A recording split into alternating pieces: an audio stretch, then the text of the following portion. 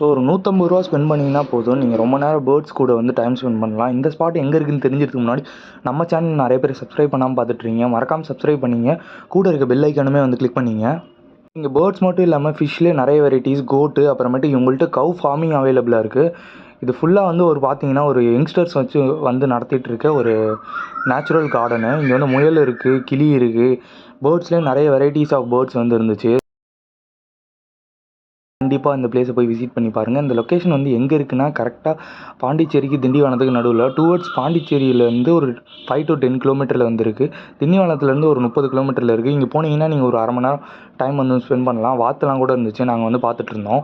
So இங்கே வந்து வேறு என்ன இருக்குது அப்படின்னு பார்த்தீங்கன்னா முந்திரி மரம் வந்து இருந்துச்சு. ஸோ அதை பற்றி சாப்பிட்லான்னு பார்த்தோம். இது சாப்பிட்னா வாய் வெடிச்சிடும் அப்படின்னு வந்து சொன்னாங்க.